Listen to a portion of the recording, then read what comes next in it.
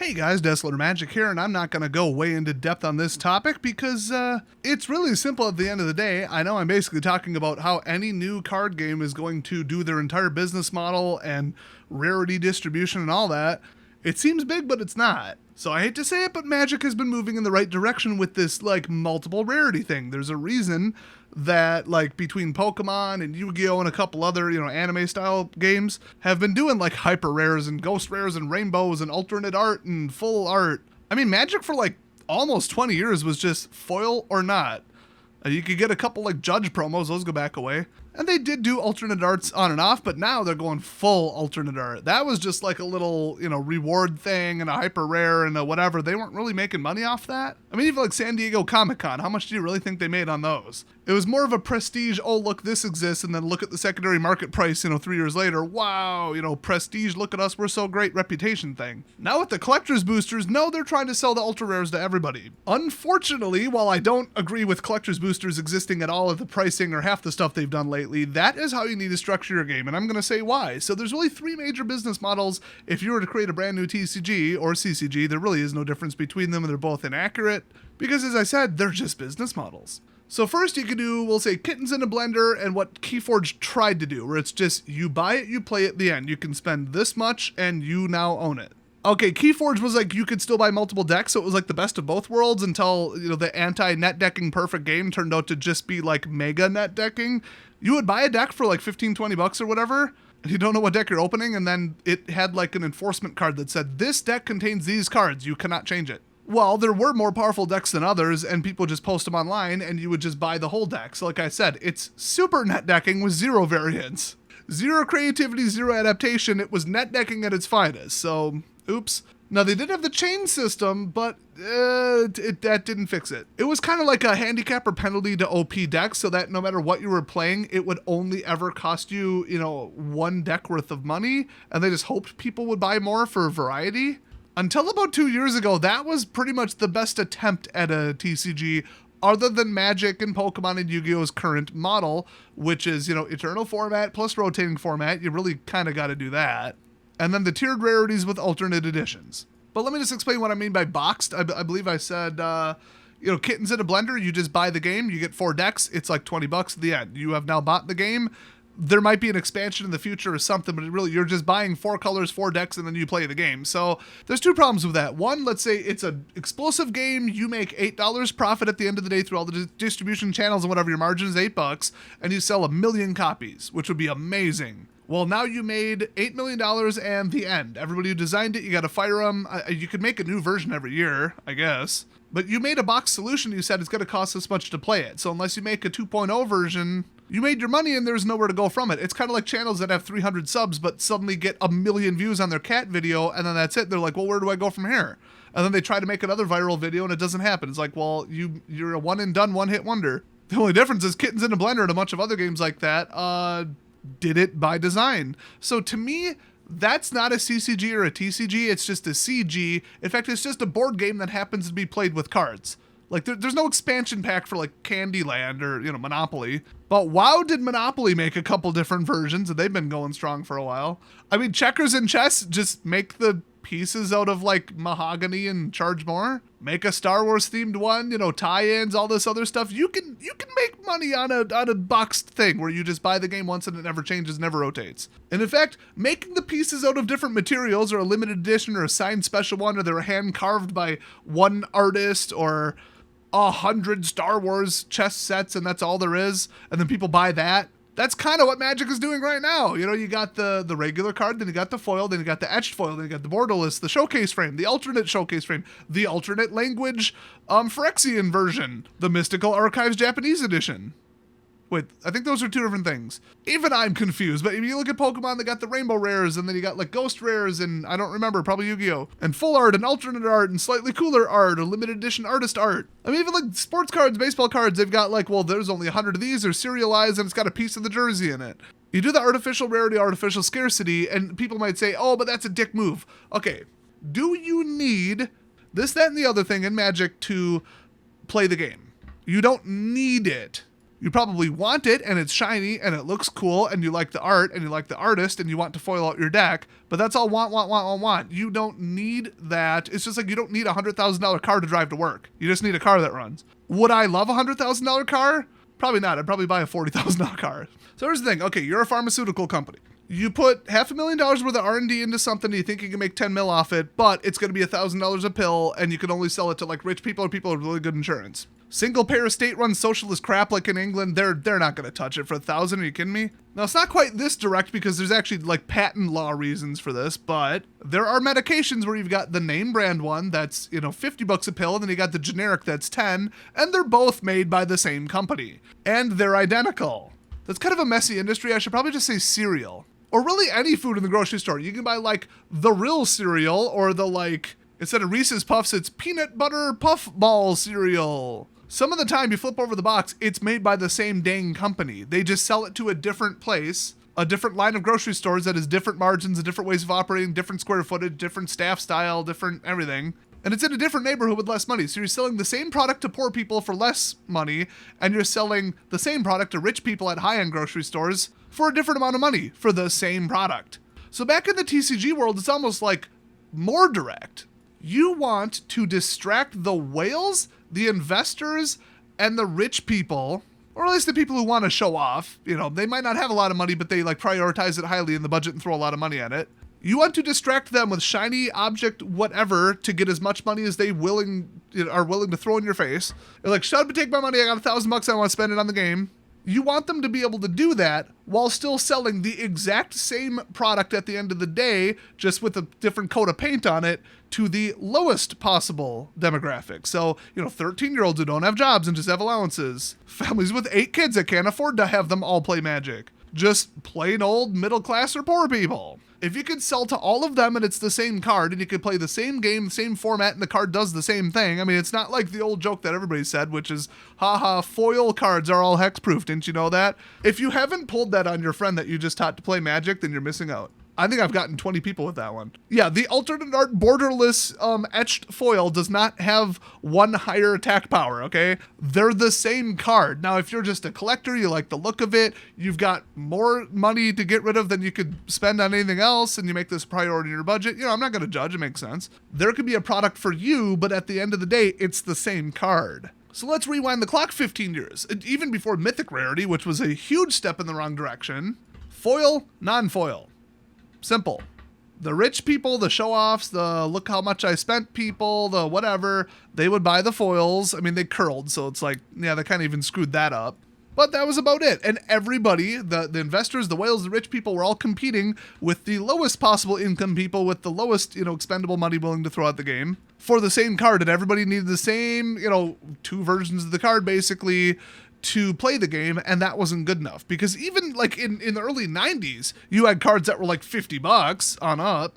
That's not good. If you price out the lowest possible people, you're only going to have rich people buying your product, and then they are a smaller group and they could fall off in a hurry or get moody or have an economic thing happen, and then you lose them. You want to sell to everyone. You want to sell the generic cereal, the mid-grade, and the fancy Whole Foods version while all being just a smokescreen. They're all the same product with a different, graphic on the front. That is a proper business model. So let's talk about I don't really know any that did it wrong. I mean, there's failed TCGs all over the place, probably 10 that I haven't heard of for everyone that I have. You've probably heard of a couple. But right from the get-go, DBZ, I think there was a Final Fantasy one, and Flesh and Blood. I know which of those 3 is still doing well. But all 3 were pretty hot because they had all kinds of tiered rarities and hyper rares and all that stuff from the get-go, because that is the way you do it. Now let's talk about Keyforge, which was Richard Garfield, the original creator of Magic, by the way. He designed that one. That is as close as you're going to get to perfect. Although it went from the perfect cure for net decking to like hyper net decking. You literally just go on eBay, buy the whole deck. It's the most powerful, and you're not even allowed to change any of the cards in the deck list, I guess you would say, because it's enforced by like some QR code or something. So it went from nobody ever has to spend more than, what was it, 15, 20, $10, whatever, to play the game. You just throw 10 at it. If you want 10 decks, you spend it 10 times. So it was open-ended. You could spend whatever you wanted, just for variety. Like, the more you play, the more you pay, unless you just want to play the same boring deck every time. Pretty brilliant model, and the chaining system was pretty good, except it just didn't quite work. They kind of sold people something that it wasn't, and then when people just went on eBay and bought $300, $400, $500, $600 decks and just crushed people with it, nobody cared about the chaining system because at the end of the day, it was just adapting for a fundamental problem that they said wasn't part of the game. While people to get those decks, even to resell them, would throw massive piles of money at the company. So it made sense from a business standpoint, but it wasn't what they told the people it was going to be, which is perfectly level, fair, and limited in how much you have to spend. It was close to true, but there's almost no way to do that other than even Magic the Gathering did that Ixalan board game thing where they just sell you 4 decks. And I mean, they've even done Arch Enemy, they've done dual decks, they've done the Planeswalker decks. They've done Challenger decks, they've done Commander decks where you could just all, get 4 or 2 kind of level decks for one price and then you just play your own little thing. But see, that's not standard. It's almost a different game and a different product. In fact, if we're going to do that, I might as well just say, we'll just play sealed because then, or draft. In that case, it's a level playing field, which not really because I've had a lot of bad and really good sealed pools. But draft is definitely more skill-based until you realize that if 4 people out of 8 are all drafting your colors, all 4 of you are going to lose. Once you realize that, you probably won't draft anymore. I hate draft, personally, for that exact reason. But if you ignore standard, ignore rotation, ignore everything, and you're just, I'm going to buy 3 booster packs and draft with my friends, the end, you're spending 1 price to play the game and yet getting a varied experience. So it's not just a boxed thing like Kittens in a blender, where nothing changes and the decks are always just what they are. Because as I said, that's more a board game that happens to be played with cardboard rectangles than any kind of TCG. So Magic has tried it, and they've also tried really creative things. This was the best idea they've ever had, hands down. It didn't work, so I guess retroactively, but the brilliance of this. Remember 4 to 5 years ago, I think it was, where they had the evolve over time thing, where it was 6 to 8 weeks, your deck would be locked up inside of the store. You had to leave your deck at the store. It was kind of the honor system not to add cards, and that's why it fell apart. They always underestimate the number of people that'll cheat. And plus, you couldn't miss a week, and that was kind of a thing, and you had to physically show up. This would work on digital, though. They should probably do this, but you were allowed to open 1 to 2 packs and then I think 1 or 2 prize packs or something like that per week and then add them. So it was all down to skill and adaptability. Will I drop a color, add a color? Do I swap this creature out for that? So it was very skill heavy, but also nobody was allowed to spend more than, X on X number of boosters. So you couldn't just outspend somebody. So it was sealed, but it was sealed over time, but you also built a deck. So it was the best of the best between sealed and constructed. Like I said, hands down the best idea they have ever had, ever. Didn't work for various other reasons, but my gosh, if they did that on Arena, holy crap, would they have a lot of people coming back. In fact, Arena does things so differently. A $50 Mythic and a 50-cent Mythic are both the same, cost, 1 wild card. Boy, does that take it. The lack of trading, that takes it and flips it on its head, and yet it's the exact same game, same format, same rules, same ban list. Well, if you're going to do things different yet the same and get double out of the same design space, 1, double down on how much time and effort you spend on designing it. Hello, play testing. Can we get some money in that? Money. Get some people who know what they're doing. I don't care how much money you throw at them. But what if they went old school World of Warcraft and just said, you know what? $14.99 a month, full access. No buying cards, no trading. They could do it on MTGO. All access, which actually they do have an all access format. It's a tournament style. It's for a week or a weekend usually. It's all access to everything in one format. You just build your deck, you pay $10-15 for the entry, and then it's done. The reason that wouldn't work on Arena right now is because I think the average player that is still remaining probably spends more than $14.99 a month. I mean, I certainly don't. But I think the average person to keep up and just do drafts all the time and keep up with standard, and they don't play every day, but they need enough wild cards to play, they're probably throwing $50 to $100 a month at it.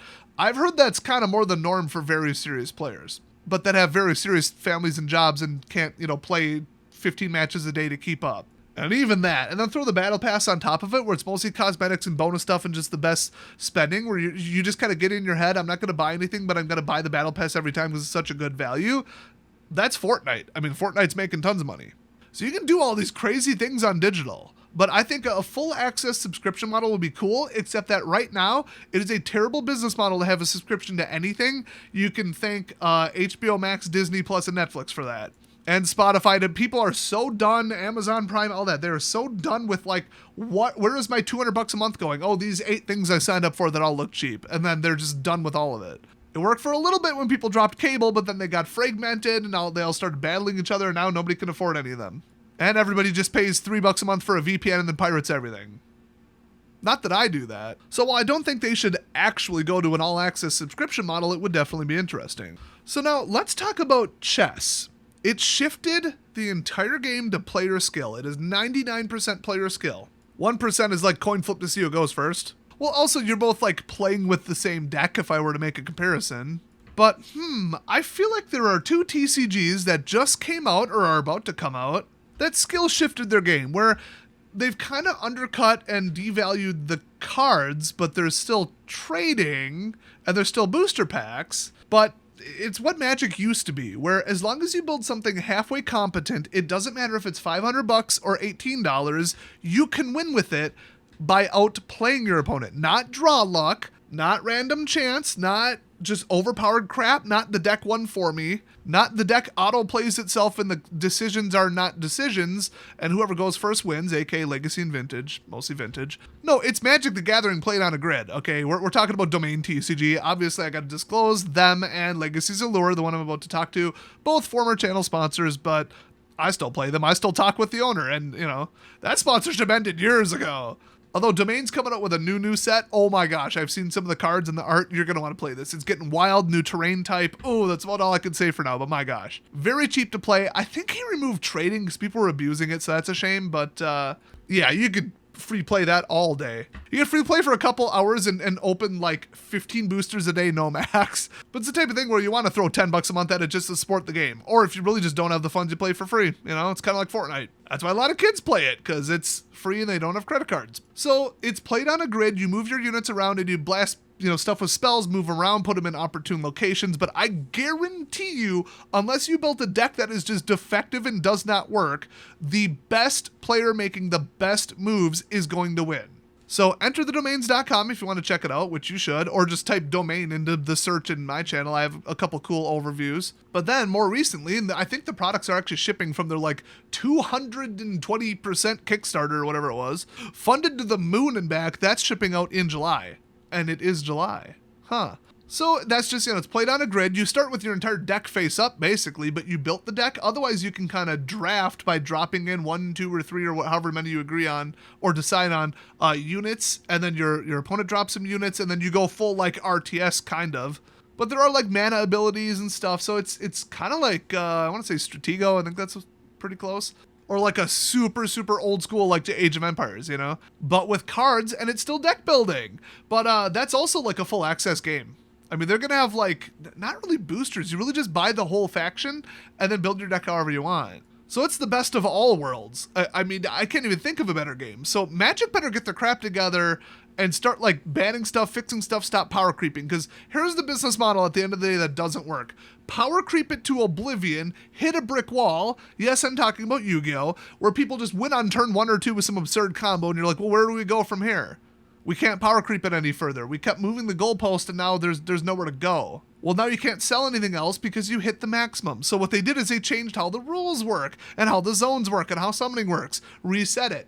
Right after they did that, it was like, yeah, turn 4, turn 5 with the fastest decks. And then Konami got greedy and power crept it right back up. And last I heard, I've never played Yu-Gi-Oh! In my life, by the way, but I've heard from other people that you can still win on turn 1 or 2 in some formats. So they didn't learn their lesson, and now they're going to undercut and rug pull everybody with another rules change probably in a year or 2. Horrible business model. And that's built on top of the poor people can pay $1 for this card, but the, rich people or whatever, investors, whoever, I don't care, they can buy the $100 version of the card, but it's the same card. This one's just older. This one's just alternate. This one's just shiny.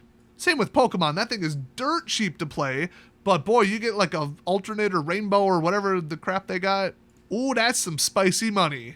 You gotta sell the cereal to multiple people. That's how you maintain the biggest, widest community. Where even like a rich person can take their not quite as rich friend, teach them the game, and just say, well, just don't buy these fancy ones. I just did because I had the money.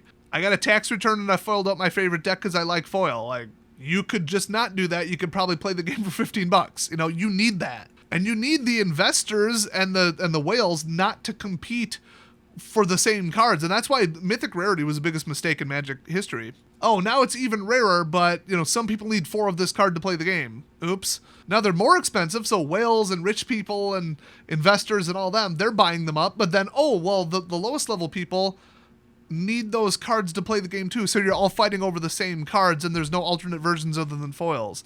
And the non-foils were plenty expensive, mostly because foils curl. But also because people were willing to spend $20-$30 just to play the game, not just, I want a $100 card to put on my shelf and, invest and resell later or whatever. You can't have those two groups fighting over the same ones where the rich people are going to win. It's that simple. It's like, look at what gas costs in Africa and look at what it costs in the US.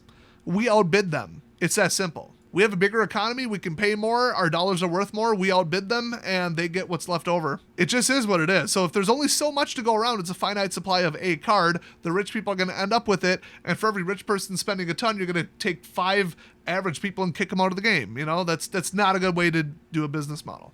So everybody's like annoyed by the fragmented, obnoxious, just wacky, crazy, showcase frame, this, that, alternate, this full, this borderless, this different foiling. But at the end of the day, you don't need any of that to play the game. So complain all you want. You can say you want it, but that is the only way to make a TCG work, other than the way that Domain and Legacy's Allure, and to an extent that one weird random thing that Magic did where you're limited to 2 boosters per week or whatever. Extended sealed, I guess I'd call it. They didn't really name it. I think they called it like the something spree, was it? Or the league? I think it was just league. But man, if they did that on digital and it was actually enforced, they should do that. So there are creative little things, but then for every one of those, there's Keyforge that fell flat on its face. So those are all the different business models, and I think if they've been making rare alternate editions of cars since over 100 years ago, do you think someone's going to come up with a better business model when the game's been out for almost 30 years and so is Pokemon and so is Yu-Gi-Oh? No. I feel like between them and all their competitors, if there was something drastically better, they would have done it, and they all have now reached parity with it's not just foil and not, it's not just rarity, it's this, and these are 1 in 1,000. Okay, every game that's successful is going to land there eventually because it's more money, it's more fair, and has a wider audience. It's just simple. I don't like it, but what else is there? And on that note, I think I'll close. So if you found this insightful and interesting, in other words, if you're still here, leave a like and subscribe. It's been way overdue for me to make this little mini documentary style, kind of opinion research piece or whatever you call it. Mini podcast, I don't know. I do these occasionally. So, hey, stick around for more great content, and I'll see you guys next time.